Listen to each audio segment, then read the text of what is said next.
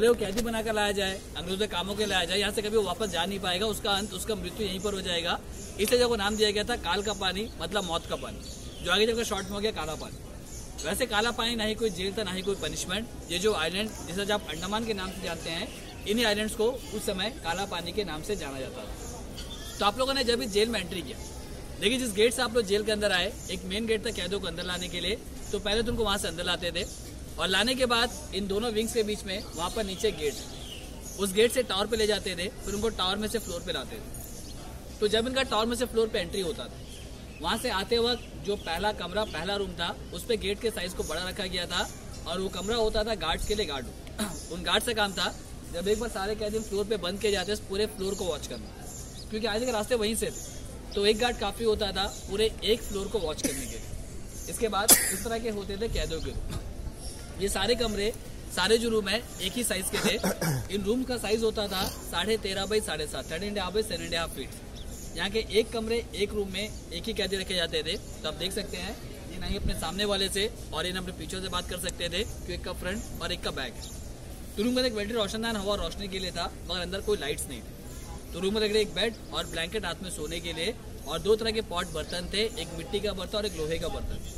लोहे के बर्तन में खाना देते थे क्योंकि उसमें खाना जल्दी खराब होता है, बाद के लिए बचाकर रख नहीं सकते। और मिट्टी के बर्तन टॉयलेट्स के लिए थे, क्योंकि इवनिंग शाम में इनको जब एक बार रूम पे बंद करते थे, नेक्स्ट डे मॉर्निंग ही निकालते थे।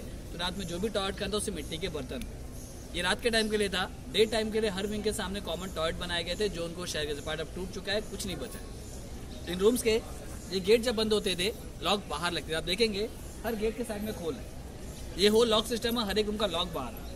रीजन अगर बाहर लॉक लगाकर हाथ में चाबी दे भी दे तो भी हाथ अंदर से बाहर इस लॉक तक पहुंचेगा नहीं, तो उसे खोलना है, तोड़ना इम्पॉसिबल था। तो आफ्टर इंडिपेंडेंस अंदर पूरा फ्लोरिंग कर दिया गया, व्हाइट वॉश किया गया। और हम जब ऊपर चलेंगे आप देखेंगे रूम के अंदर बाहर लाइट्स है। ये सारी लाइट्स ऑन लाइट शो के लिए बाद में लगे, पहले यहाँ पर नहीं। तो जैसे रूम यहाँ पे नीचे है, ऊपर के रूम भी सेम है। यहाँ पर किसी का रूम फिक्स नहीं था। हर एक के कमरे को, हर एक के रूम को 10 to 45 डेज, 10 से 45 दिन के बीच में चेंज कर देते थे, ताकि कोई भी अंदर सुरंग या रास्ता ना बना पाए। इस जेल के जो सबसे फेमस कैदी थे विनायक दामोदर सावरकर, जिनके नाम पर एयरपोर्ट का नाम वीर सावरकर एयरपोर्ट भी रखा गया। एक ऐसे फ्रीडम फाइटर जिनको एक ही बार में 2 आजीवन कारावास, 25 और 50 ईयर्स के इम्प्रिजनमेंट। उनका पेंशन पीरियड था 1910 to 1960। इन 50 ईयर्स में 10 ईयर्स इस जेल में रखे गए, 1911 to 1921। और इन 10 ईयर्स में लास्ट के 3 ईयर्स ऊपर फ्लोर के लास्ट रूम आखिरी कमरे में रखे गए। रीजन वो कमरा कॉर्नर पे कोने में है, तो एक्स्ट्रा गेट लगता था। साथ ही वहां से जेल के सारी पनिशमेंट, इंक्लूडिंग वो नीचे का फांसी का गैलोस भी दिखता था, और ये उनको दिखाते थे मेंटली टॉर्चर करने के लिए। यही रीजन है सावरकर उस कमरे में रखने के। वैसे वो कमरा, बाकी कमरे सब सेम है, कोई डिफरेंट नहीं। वैसे 1921 सावरकर जी को यहाँ से शिफ्ट करके महाराष्ट्र के रत्नागिरी जेल ले गए, जहाँ को 1924 तक रखा गया। और 1924 को रिलीज कर दिया गया, मगर कुछ कंडीशंस के साथ कि नेक्स्ट टाइम से वो किसी भी पॉलिटिकल एक्टिविटीज में हिस्सा नहीं लेंगे। उनका डेथ आफ्टर इंडिपेंडेंस 1966 उनके अपने घर में हुआ है, उनको फांसी वगैरह कुछ नहीं हुई। तो सावरकर जी के बारे में काफी लोग सोचते हैं वो इस जेल से भाग गए। हमारे पास जो रिकॉर्ड है, इस जेल से ना कभी कोई भागा और ना कभी किसी ने ट्राई किया। एक्चुअली सावरकर जी को इंग्लैंड में अरेस्ट किया गया था, वो इंग्लैंड में रहकर बैरिस्टर कोर्स कर रहे थे। तो जब उनको इंग्लैंड से वापस इंडिया ला रहे थे, वो फ्रांस के पास शिप से कूदकर तैरते हुए भागे। शिप का नाम था SS मोरे स्टीम सर्विस मोरे। मोरे शिप से कूदे और तैरते हुए फ्रांस के मार्शल साहब तक चले गए, जहाँ पर उनको वापस अरेस्ट किया गया, फिर यहाँ पे लाया गया। तो लाने के बाद नहीं, लाने से पहले वो भागे। तो हम पहले ऊपर सेकंड फ्लोर पे चलेंगे, जहाँ पर आपको रूम दिखाया जाएगा। मैंने आपको विंग नंबर 7 बताया था, ये जो बिल्डिंग है। देखिए इस विंग नंबर 7 में नीचे ग्राउंड फ्लोर पर इस सब कॉर्नर पे 4 कमरे। इन कमरों को, इन रूम को उस समय नाम दिया गया था कंडम शेल, तिरस्कृत कोठी। ये कमरे उनके लिए बनाए गए जिनको फांसी का सजा हो। तो क्या जो फांसी देने से पहले बाकी लोगों से अलग बनाए गए रूम। वैसे जैसे रूम बाकी है वो भी सेम, उन्हें अलग करने के लिए अंदर एक वॉल, दीवार बनाकर रखा गया था। इसी तरह ये जो सामने व्हाइट प्लेटफॉर्म देख रहे हैं, ये जगह बना था कैदियों के लास्ट राइट्स की। लास्ट साइड में फांसी से पहले जो अंतिम क्रियाक्रम है, पूजा पाठ करना, धार्मिक किताब पढ़ना, नहलाना, उसके इस प्लेटफॉर्म को बनाया गया। और मेरे पीछे जो शेड आप देख रहे हैं, यही शेड इसमें फांसी का गैलोज हुआ करता था, जो अपने टाइम पर ओपन खुला था। ऊपर इसके छत तो लकड़ी का दीवार भी। इसे ओपन इसलिए बनाया गया ताकि जब यहाँ पर किसी को फांसी दे तो जो भी लोग सामने काम करे वो देख पाए। उसका ये व्हाइट वॉल, ये दीवार भी नहीं। तो हम जब सामने चलेंगे आप देखेंगे अंदर एक बीम लगा हुआ है, 3 रस्सियां बनी। रस्सियां रोप उस समय की नहीं, चेंज हो गई है, लेकिन जिस बीम पे बंधी वो बीम ओरिजिनल। इसके अंदर लकड़ी पर एक प्लेटफॉर्म है, वो प्लेटफॉर्म भी ओरिजिनल है और इसी के अंदर कॉर्नर पे लोहे के लीवर और लीवर भी ओरिजिनल है। तो इसे बनाया ऐसा गया एक साथ 3 लोगों को फांसी दे सके। फांसी देने के लिए फ्लोर पे खड़े करके जैसे लीवर को पुल करेंगे, खींचेंगे, ये फ्लोर सेंटर से नीचे बोलेंगे तो इसके बिल्कुल नीचे 8 फीट के बॉडी वहाँ पे हैंग होगा। डेड बॉडी बाहर ले जाने के लिए इसी के बैक साइड से लोहे के गेट भी बनाए गए। मगर यहाँ पर कितनों को फांसी दिया गया या किसी को फांसी दिया गया है भी या नहीं, इसके बारे में हमारे पास कोई रिकॉर्ड नहीं। तो फांसी बॉडी को जलाते थे, दफनाते थे या पानी फेंकते थे, इसके बारे में आपको कुछ नहीं बता सकते। फिलहाल फांसी का दिखाएंगे। डोर छोटा है तो दोनों को आराम से देखेगा। साथ ही यहाँ पर आपको जो फोटोग्राफी का अभी कर लीजिए क्योंकि रिटर्न में बंद हो जाएगा।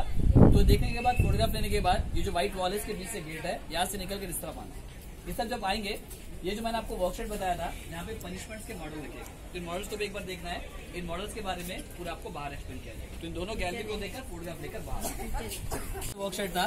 तो ये वर्कशॉप विंग नंबर 7 के सामने। इस विंग नंबर 7 में कैदियों को यहीं पर काम करना है। आप देखेंगे वर्कशॉप छोटा है, यहाँ पे रूम काफी सारे, टोटल 126 कमरे हैं और 126 कमरे में 126 कैदी रखे जाते थे। 126 लोगों के लिए ये वर्कशॉप छोटा है। एक्चुअली इसके आधे पार्ट में फोटो गैलरी बना दिया गया है, आधा ही खुला हुआ और जरूरी नहीं था इन सारे लोगों को यहीं पर काम कराया जाएगा। अभी मैं आपको जिन कामों के बारे में बताऊंगा, जिनको वो काम दिया जाएगा, केवल वो लोग यहाँ पे काम करेंगे।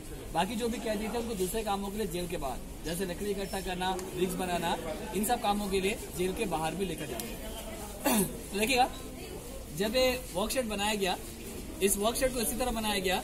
लकड़ी के बीम थे, ऊपर एक टीन थे। वैसे ऊपर के टीन और बीम चेंज हो गए, क्रॉस में लकड़ियां बाद में लगाई गई।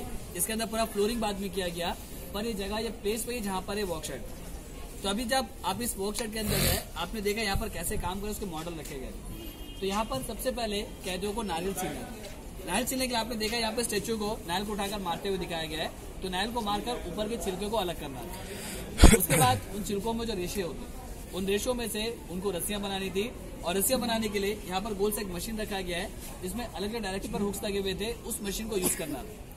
उन हुक्स में रेशों को फंसाकर जब वो हैंडल पकड़ राउंड घुमाते थे, ये रेशे जॉइंट होकर रस्सियां बनकर निकलते थे। तो इस मशीन में एक दिन में कैदी को 4 LBS, जो कि 4 पाउंड के आसपास आकर रस्सियां बना रही थी। वैसे अंदर आपने जो मशीन देखा वो लोहे का बना, उस समय का ओरिजिनल मशीन।